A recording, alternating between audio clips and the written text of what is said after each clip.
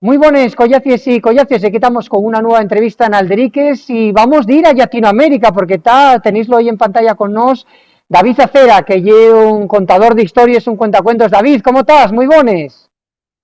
Bueno, pues muy bones, encantado de falar con la tierrina después de 3 años de estar por aquí por Hispanoamérica en una gira que me ha llevado por tierras de Chile, de Argentina, de Uruguay, de Panamá y ahora en la recta final me agarráis, porque ya sabéis que aquí otras palabras, si no lo sabéis, Sí, os sí, digo, sí. coged, no lo uséis mucho cuando vengáis por aquí, me agarráis, digo, en Venezuela, en el tramo final de esta gira que precisamente me lleva a participar aquí en Barquisimeto, que es donde estoy, en el Festival de Narración Oral, probablemente el más antiguo de Hispanoamérica.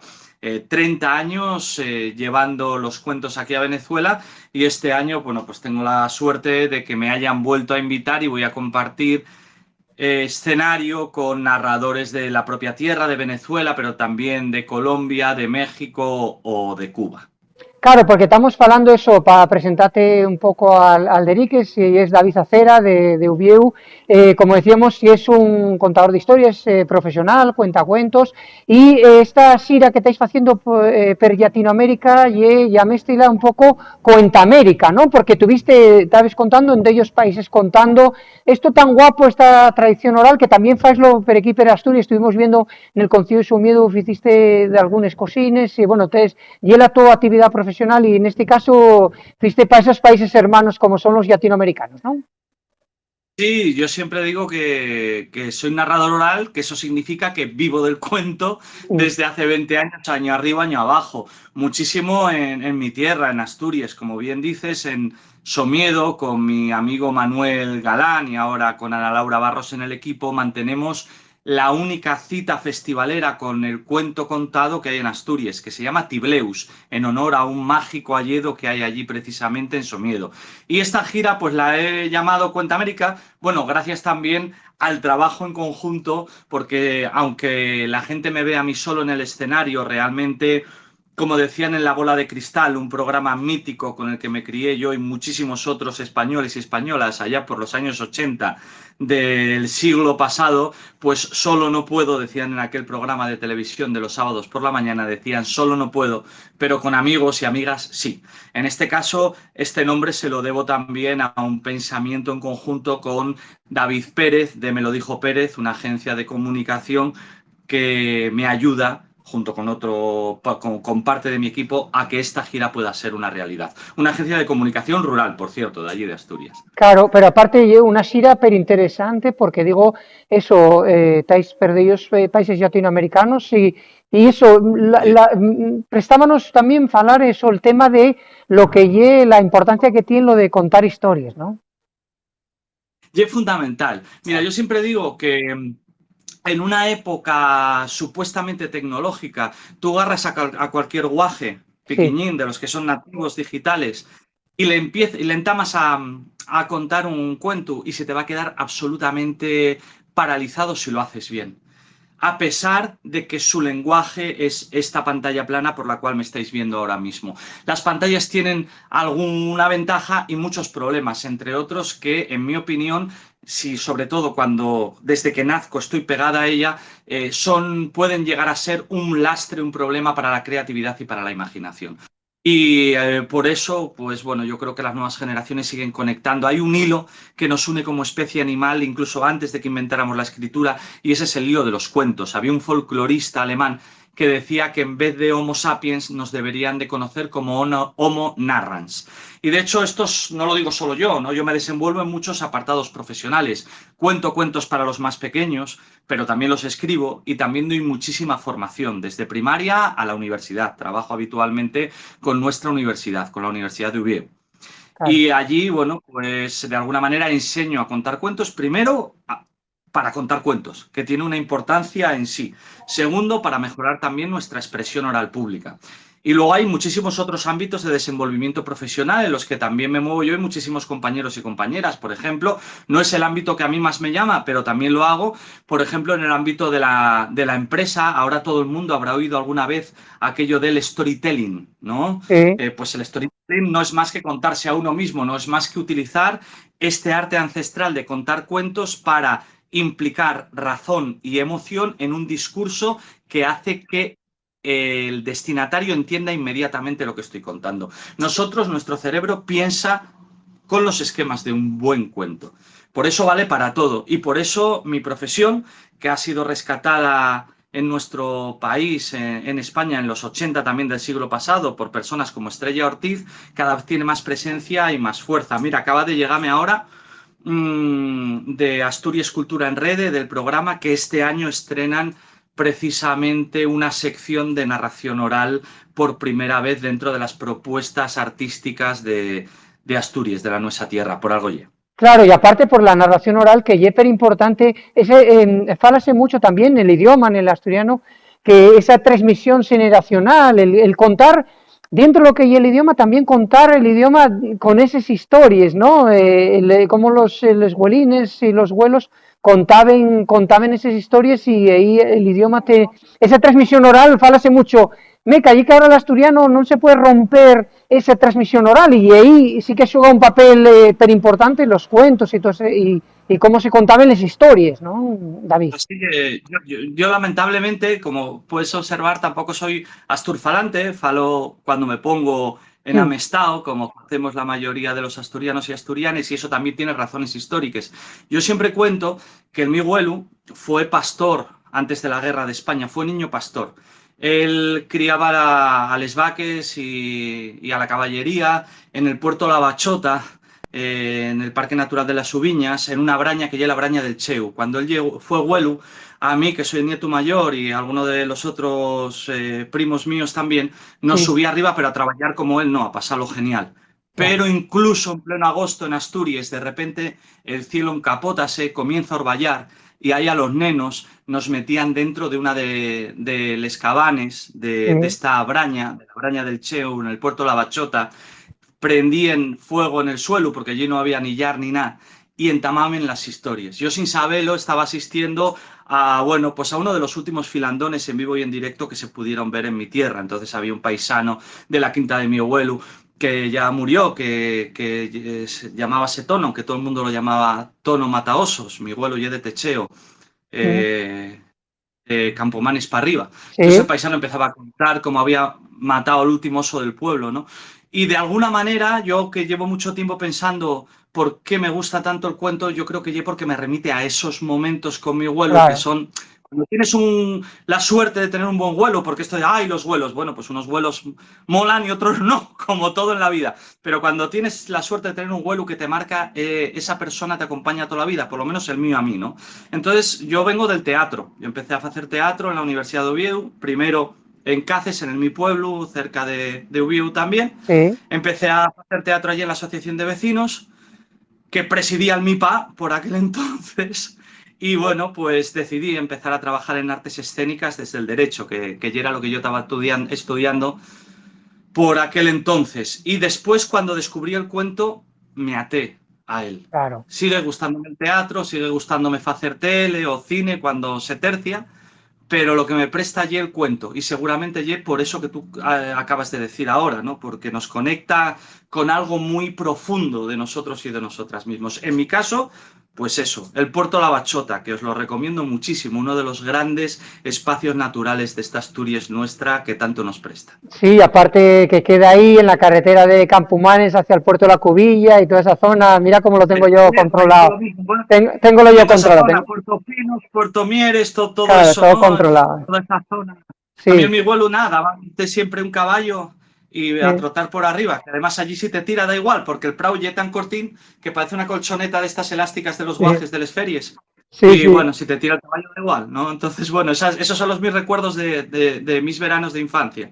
claro. Y es lo que te cuento yo, ¿no? Entonces, el cuento nos construye como pueblos, nos construye como país, nos construye como ser humano, ¿no? Yo también entiendo, por ejemplo, nosotros tenemos grandísimos narradores, yo diría, tradicionales. Yo tengo algo de repertorio tradicional asturiano, que además, ahora que estoy aquí fuera, falo más en Sí. asturiano que dentro, si te digo Claro, la lo verdad. típico, lo A la típico. hora de, Sí, Ahora, por ejemplo, estoy contando esto que te cuento, ¿no? De la braña, del cheu, y entonces les empiezo a explicar que yo vallar y claro. por qué es tan importante el mantenimiento de les lingües, porque cada lengua hay una manera de ver el mundo.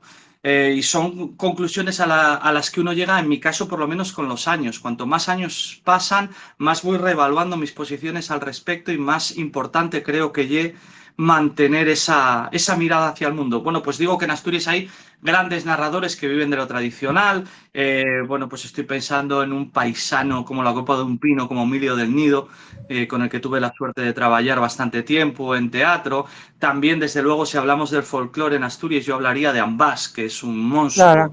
como músico, pero también un gran narrador. Y luego, pues, yo diría el otro, hay alguno más, pero yo diría el otro narrador asturiano profesional, que es Carlos Albacellero, que se dedica también mucho al teatro, pero que él narra mucho y tiene un repertorio mucho más pegado a lo tradicional que el mío, aunque el mío ya te digo que cada vez va más allá, porque no sé por qué ya debo ser que paso, ya he entrado gozosamente en los 40 bien entrados y uno como que vuelve a tirar un poquito para atrás y Claro, para adelante, ¿eh? claro. Y agárrate un argumento que me decías, pues dices, bueno, a mí préstame esto de los cuentos, pero préstame también la radio y la televisión, porque otra de las cuestiones por las que te llamemos, aparte porque estás en Latinoamérica con esa sira tan guapa y queríamos contactar contigo desde Alderiques, David, porque otra de las noticias que llamó mucho la atención en Asturias fue que tuviste con Pepe Mujica, el expresidente de Uruguay, en la Sochacra, que sería como en la Sofinca, en el Soyugar, La y cacería, la cacería.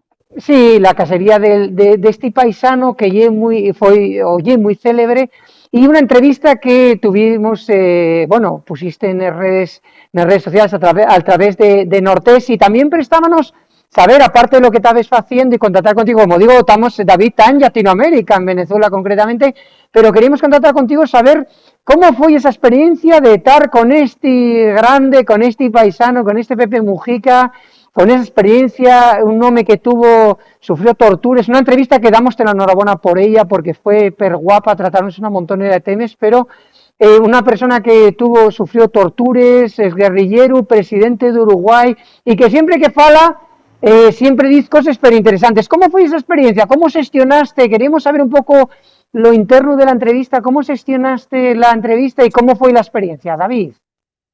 Bueno, la experiencia ya es curiosa, dígote. Resulta que la misma ya la presidenta de la primera cooperativa de cohousing o vivienda colaborativa de Asturias, llámase Axuntase, Sí, ya además la primera intergeneracional de España. Los cohousing o vivienda cooperativa son cooperativas de viviendas en las cuales tú no posees una vivienda, sino un porcentaje de la cooperativa, tienes una pequeña vivienda de uso privado y fundamentalmente muchos servicios comunes, lavandería, teatros, uh-huh. bueno, lo que cada uno quiera poner, ¿no? Comedor, etcétera. Además, lo que está haciendo mi madre, yo diría, la mayor operación de economía social de las últimas décadas en Asturias. Y resulta que ella está precisamente asesorando a Carpe Diem, que es otra iniciativa similar que se está dando en el Uruguay, la primera del Uruguay, y entonces llevaronla para Uruguay a Sí, dar charlas, reunirse con el movimiento cooperativista del Uruguay, que ya es muy potente, 6% del parque de vivienda del Uruguay, ya vivienda cooperativa. Y eso hace que siendo un país más caro que el nuestro para vivir, la vivienda sea como a la mitad del precio de lo que puede topar en España o en Asturias. sí. Con lo cual son herramientas muy útiles. Bueno, pues nada, quedé con mi mamá a tomar un asado en un barrio de Montevideo. Así fue la cosa. Y entonces a través de los compañeros suyos allá de Carpe Diem, pues falando con Diego Díaz, director de Norte, pues díxome, yo creo que un poco así a modo de chanza, ¿no? Díxome, oye, estaría bien hacer una entrevista a Mujica. Y al final el Uruguay, llámenlo el paisito. porque yo un poco como Asturias, conocémonos todos. Entonces, yo falé con los compañeros de la misma allí, los de Carpe Diem, Sí, y les dije, oye, sería posible falar con Mujica? Y dixéronme que sí, y así fue. A través de la muller, Lucía, que también es ex guerrillera, ex vicepresidenta en el gobierno de Tabarez Vázquez, también del Uruguay, una mujer que también pasó cárcel, que también pasó torturas, que también llegó al actual régimen del Uruguay y también tuvo responsabilidades públicas. Y bueno, tanto ella como Pepe Mujica son dos referentes ineludibles. Y lo del paisano fue divertido, porque yo llegué para allá, para la chacra, sí, entonces estaba un compañero más que uno de seguridad, pero bueno, yo había uno en un caseto y yo dije que iba allí para entrevistar a Pepe. Y díxome, pues, esperáis. Y esperé un rato y al rato apareció Pepe Mujica con una motuca que regalaron los chinos, así como una motuca así con carga para atrás. sí, sí, Y sí, bajó, venía de trabajar, o sea, el sí, paisano bajó un par de brócolis de este porte, sí, deixólos allí y le dijeron, disculpe, Pepe, veníamos a hacer una entrevista, no sé muy bien lo que me dijo, pero si sí, fuera un paisano asturiano me habría dicho algo así como, díxome algo así como, ya estáis aquí tocando los collones y tal, ¿no? O sea, el sí, tío ya estaba trabajando y tal, y dijo, se había olvidado, dijo, hombre, disculpe, pasa para acá. Entonces metióme para la chacra y, y entonces me dijo, siéntate ahí, y me señaló un banco que hay que tiene hecho con tapones reciclados de botellas, un banco que por lo visto ya bastante famoso. Y me dijo, mira, ahí tuvo sentado el tu rey. Y yo y contesté y dije a él, ¿será el tuyo? Y entonces ahí rióse y bueno, empezamos a falar y fue una entrevista, bueno, pues que está disponible en las redes de Nortes o sí, Nortes, allí la tenéis disponible y podéis verla. Pues una charla de casi una hora donde abordamos desde temas muy profundos como ¿para qué mm, estamos aquí? ¿Qué hay que vivir? No sé, cuáles son las formas de vida. Hablamos mucho de China también. Lo vi muy interesado y a mí me interesó mucho lo que contaba este hombre. Y desde luego hablamos también de la guerra en Europa, hablamos también de la situación española y de la situación del Uruguay, ¿no? Pero sobre todo hablamos de los grandes temas de la humanidad, ¿no? De cómo nos organizamos, qué es la economía, qué es vivir. O sea, cosas no, porque hay veces que yo creo que a este paisano vamos todos en plan como al oráculo de Delfos, ¿no? En plan de mm, Sensei, ilústreme un poco sobre la vida. Y el paisano lo hace. La verdad es que ilustra y cuando le preguntes qué hay que hacer, él, bueno, pues muestra también su perplejidad y sus dudas y se pone, y yo creo que intenta pues trabajar un poco dende el ejemplo. Y decir, pues yo sí, hice esto. sí, no, yo, Y mm, lo haría mejor o peor, pero nadie puede decir que yo vine aquí ni a lucrarme ni a vivir mejor. De hecho, yo os digo de verdad, o sea, el paisano curra muchas horas al día, mm, como, empezó como floricultor, que es lo que le dio de comer durante la primera parte de su vida, y ahora produce de comer. Está en el agro de comer. Y esa ya es su vida. O sea, él se sí, levanta por la mañana, trabaja, luego lee, recibe gente. sí, sí. Eso ya lo que se ve. No, foi, Y mientras fue presidente, donaba, no sé si el 90 o el sí, 95% de su sueldo para un proyecto de vivienda, precisamente. sí, aparte foi hiperinteresante, comentamos a la xente que entre nas redes de Nortés, porque foi unha entrevista hiperinteresante. Non te queremos robar máis tempo, David, agradecemos en forma que atendieres al Deriques para falar dese Cuenta América e tamén desa entrevista que comentamos a la xente que entre en redes de Nortés.